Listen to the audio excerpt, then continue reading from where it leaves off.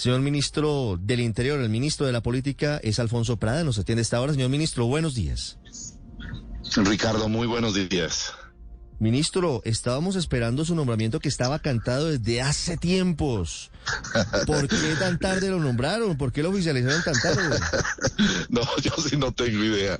Yo creo que eso es la discrecionalidad presidencial. El presidente Gustavo Petro marca sus tiempos, va comunicando, va pensando muy bien cómo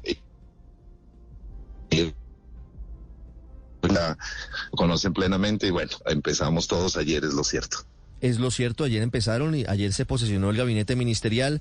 Ministro Prada, reconectando, ahí está el ministro Prada. Ministro. Sí, aquí estoy. ¿Cuál va a ser la primera parte de su gestión como ministro de la Política? ¿Cuáles son las instrucciones del presidente Gustavo Petro a partir del día de hoy? ¿Qué se va a priorizar en el Congreso de Colombia? ¿Me escuchan? Sí, lo escuchamos. Gracias, Ricardo. Es que estoy aquí llegando por la circunvalar precisamente hacia el ministerio. No. Acabo de dejar a nuestra hija menor en la universidad. Tenía ese compromiso desde hace días porque es el primer día de clase. Pero, bueno, ya reconectándome también a la conversación.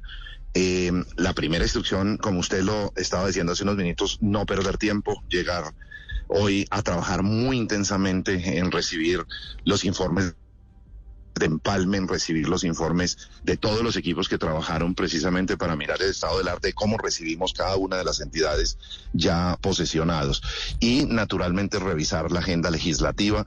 Hoy ha sido convocado un Consejo de Ministros a las 6 de la tarde, así que tendremos que trabajar todos para llegar a recibir ya en forma tranquila, no solamente con la intervención de ayer y el decálogo que nos planteó como ruta de trabajo de los ministerios, sino adicionalmente mirar la agenda legislativa, mirar un poco cómo va a ser la coordinación. Ayer, por ejemplo, nos dijo, entre otras cosas, no solo no hay tiempo que perder, sino la lucha contra la corrupción va a ser un denominador común total en los ministerios. No podemos darnos el lujo de salirnos un milímetro del comportamiento ético y de transparencia que requiere la función pública y que requiere el gobierno ante la sociedad. Hay que recuperar la confianza y hay que trabajar en esa línea. Adicionalmente, nos planteó que quiere un trabajo con jóvenes y mujeres en los ministerios, que quiere que tengamos un trabajo muy fuerte en las regiones, en la calle, que nunca perdamos el contacto con la gente. Y bueno, ahí vamos delineando lo que va a ser este gobierno y la forma como vamos a ir trabajando. ¿Cómo se van a lograr las mayorías en el Congreso, señor ministro? Teniendo en cuenta que hay unos partidos tradicionales que han estado anunciando que van a ser partidos de gobierno, pero que, seamos sinceros, estaban a la espera de que les dieran representación en el gabinete. Le hablo, por ejemplo, del Partido Conservador, del Partido Liberal, le hablo del partido de la U. ¿Cómo va a funcionar el gobierno del presidente Petro en torno a esa búsqueda de las mayorías que se requieren en el Congreso para sacar adelante las reformas?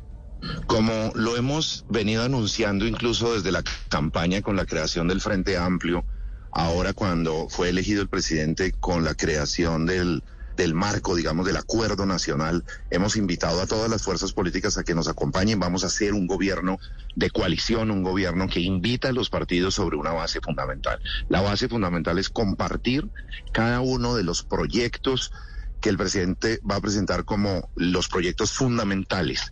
Me refiero a la reforma tributaria, a la reforma rural integral, lo que se ha conocido como la reforma agraria, la reforma política.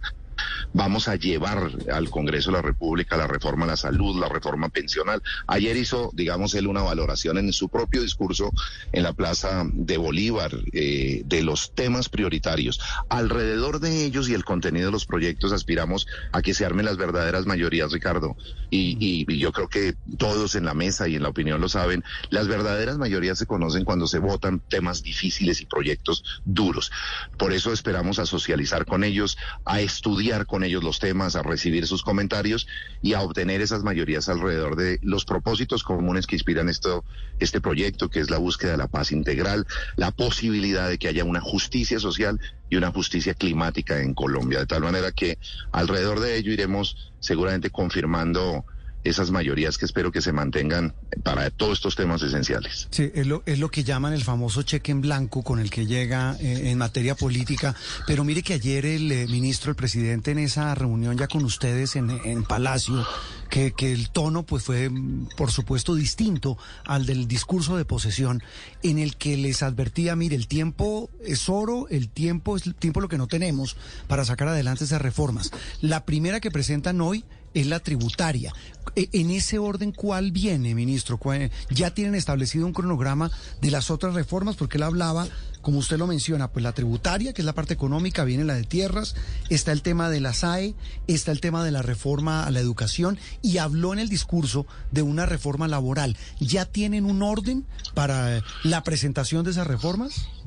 Hemos ido avanzando, pero le quiero decir que el gobierno se integró apenas anoche.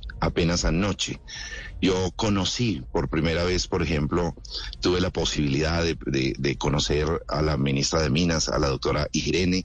Hace muchos años no me veía con la ministra de Trabajo, la doctora Gloria Inés, y tuve el placer de reencontrarme con ella. Fuimos ambos congresistas en el 2010, ambos estuvimos en La Habana dialogando con los plenipotenciarios de las FARC. En ese momento nosotros éramos miembros del Congreso y fuimos enviados por el Gobierno Nacional a hablar sobre los temas legislativos, pero apenas anoche nos reencontramos. Lo que le quiero mencionar es que hoy, que está convocado el primer Consejo de Ministros, será la oportunidad para que cada uno de nosotros reciba las instrucciones del presidente, nos pongamos a coordinar el cronograma, pero como en estos días veníamos trabajando con la bancada del Pacto Histórico bajo la dirección del doctor Roy Barreras como presidente del Senado y de David Racero como presidente de la Cámara, habíamos sido invitados a 2 talleres, uno en Medellín y uno en Santa Marta, en donde dialogamos con ellos.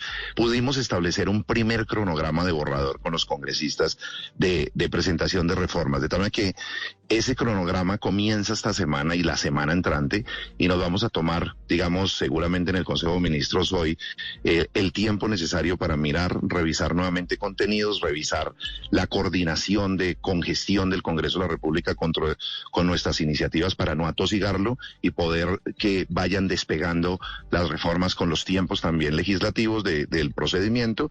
Y sí, las reformas que vienen seguramente serán las que ha anunciado el presidente para los próximos días, como la reforma política, una reforma a la educación, y con esas vamos a ir seguramente comenzando ya nuestra tarea legislativa. Doctor Prada, durante el discurso el presidente Petro dedicó un tiempo especial e importante a los jóvenes, haciendo referencia a las críticas que le han hecho por la edad de sus ministros. ¿En qué jóvenes estaría pensando el presidente Petro para integrar algunas carteras, algunos ministerios? Nos ha pedido que en los viceministerios, por ejemplo, tengan una representación también paritaria las mujeres, y que haya una participación de jóvenes, no solamente por ser jóvenes, sino porque el futuro del país está en las personas que se vayan formando, entre otras cosas, en la función pública. Por eso lo ve como una responsabilidad también para el futuro, que los jóvenes tengan la posibilidad de ejercer desde el gobierno responsabilidades que contribuyan a su formación y a su preparación para el futuro. Ministro, ¿cómo viene la reforma política? Que es algo que depende directamente de su despacho. Bueno, aquí recibí 4 proyectos aproximadamente, 4 proyectos del Congreso que han sido ya radicados de una u otra manera en el Congreso o por los congresistas del Pacto Histórico, y nosotros tenemos un trabajo que hicimos en la campaña con los equipos programáticos sobre un texto. Yo me propongo, Ricardo, ensamblarlos, permítame llegar al ministerio, revisar con los equipos que vienen trabajando el tema legislativo y poderle decir después. Pero básicamente hay unas grandes decisiones que hay que tomar, porque hay unos temas de reforma constitucional y hay unos temas de ley estatutaria. ¿Qué se va a dejar en la Constitución? ¿Qué se va a llevar a ley estatutaria?